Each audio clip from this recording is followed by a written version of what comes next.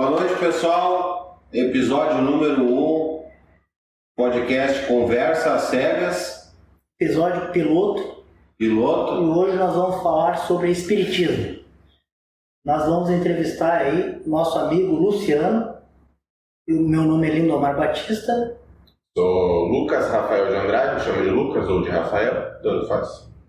Luciano Fernandes, a vosso dispor. Pô. E o melhor entendido sobre o assunto é ele, né? Bom, eu confesso que eu não sei nada. Mas não muito entendido, mas vamos lá. Primeiramente, você acredita no espiritismo? Exatamente.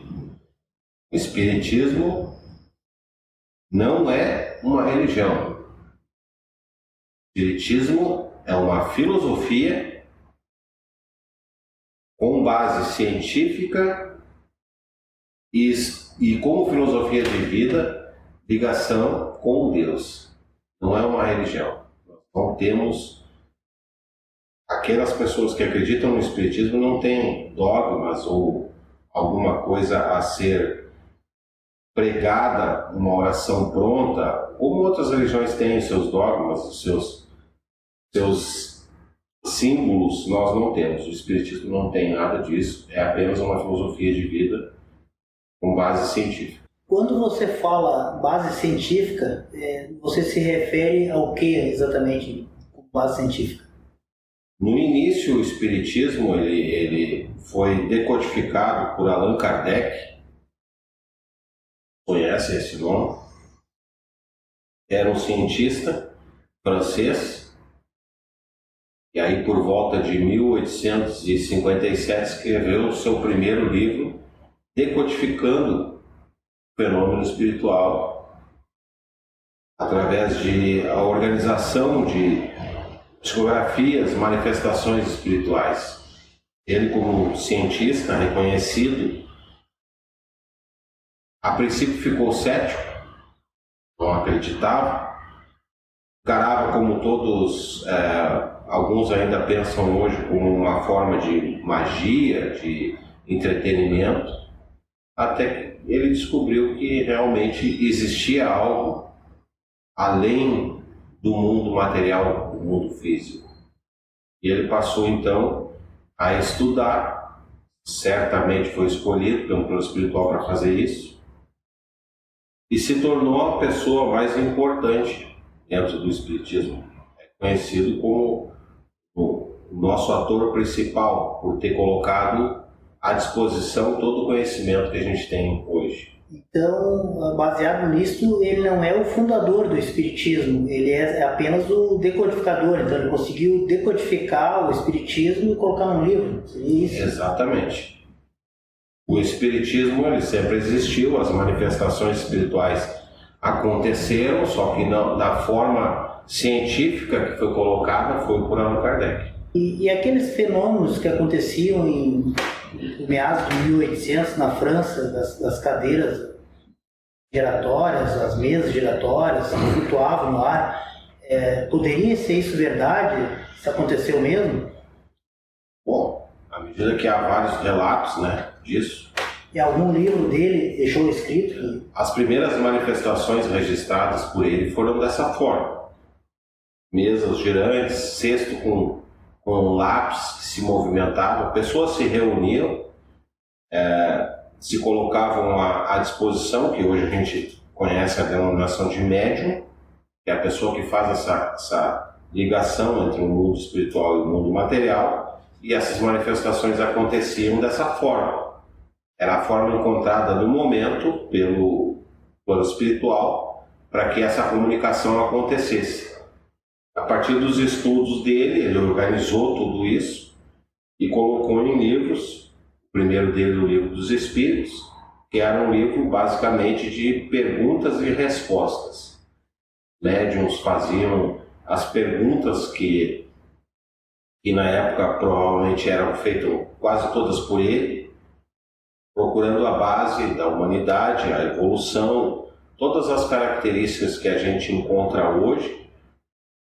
Se formos ler no Livro dos Espíritos, nós vamos encontrar como se tivesse sido escrito hoje. E por que esse fenômeno Por que hoje em dia não acontece mais isso? Teria em algum lugar algum episódio no que aconteceu, poderia ser visto hoje em dia, poderia ser refeito esse fenômeno, ou hoje em dia não teria mais como refazer? Os fenômenos espirituais, as manifestações, contatos com o plano espiritual, eles acontecem até hoje.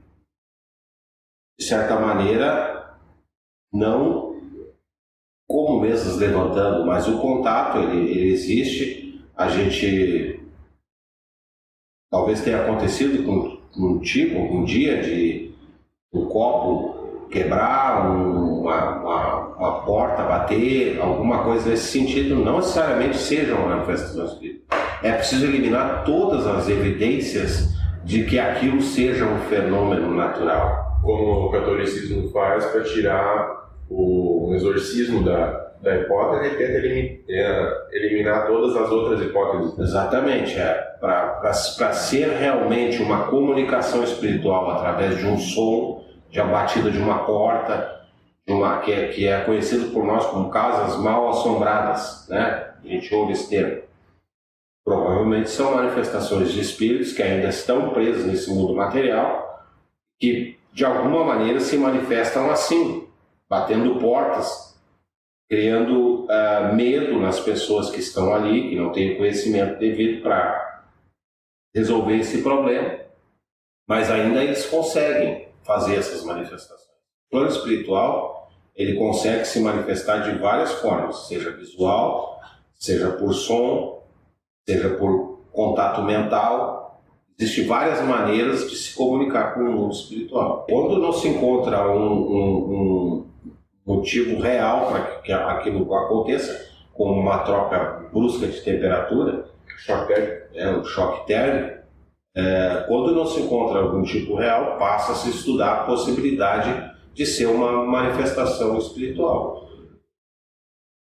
Então, são várias as coisas que podem acontecer nesse momento. A forma mais conhecida de contato é, hoje em dia, depois de decodificado e de trabalhado no espiritismo, é o contato mediúnico com psicografias, com manifestações de espíritos que conseguem ouvir ou ver algum espírito, médiuns que conseguem ouvir ou ver, que passam a mensagem que deveria ser passada. Vou procurar aqui o nome do pessoal que se reúne eles têm áudio, eles botam gravadoras, tá todo mundo parado ali, mentalizando o que eles querem ouvir, com alguém que eles querem se comunicar.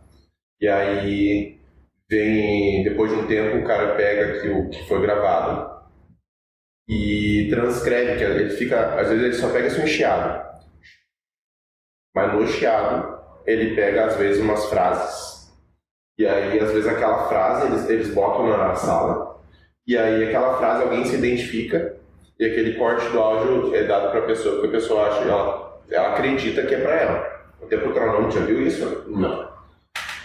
Vou achar aqui. Mas tem um filme que várias fala disso. Manifestações Bem antigo. espirituais, mas antes de Esse jogo do copo, né? Ele existe até hoje, é feito esse jogo do copo? Esse jogo do copo, não façam isso em casa, não recomendo que façam. Existe sim, pode. É que quando a gente se propõe a fazer um encontro com um plano espiritual, esse encontro pode acontecer. E esse encontro pode ser com espíritos de uma legião de espíritos inferiores que vem para ficar, que vem porque o sentido da presença de um espírito obsediando a vida de alguém, quase sempre ele vem de um sentimento de tristeza, de dor ou de vingança que ele quer compartilhar com alguém. Ele está sofrendo e ele quer que outras pessoas sofram com ele. Quando se faz um jogo do copo, você abre a porta para qualquer espírito responder. São pessoas que estão se concentrando para fazer perguntas para não se sabe quem. E elas abrem uma frequência que encontra algum espírito. E esse caminho nessa frequência seria a mesma coisa que uma sintonia de rádio.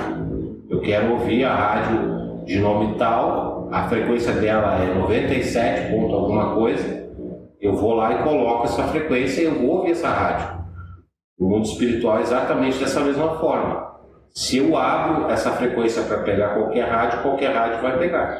Na sua opinião, você de fato se deu-se dessa forma? Vou perguntar porque você, acredito que já leu algum livro de Allan Kardec, né?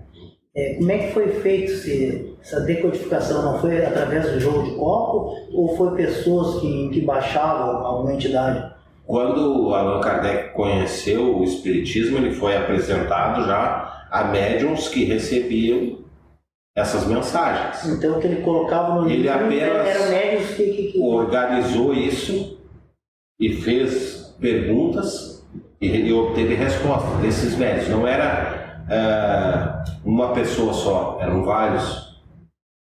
Ele fazia a mesma pergunta para 4, 5 e essas pessoas médiuns, e elas davam a mesma resposta. Não estavam juntos, uma não sabia a resposta da outra. Não, ele mesmo teve uma experiência que fez com que ele quisesse e se interessasse pelo Espiritismo. Foi uma coisa que era íntima entre ele e a esposa dele, uma coisa que eles haviam conversado, que quando foi falado para ele como resposta à pergunta que ele tinha feito à esposa, ele entendeu que ninguém podia saber daquilo. Somente se fosse de fato alguém que estivesse realmente escutou e deu a resposta da pergunta que ele havia feito. Então aí ele passou a entender que existia alguma coisa além do corpo, que nenhuma daquelas pessoas estava junto com ele, só a esposa.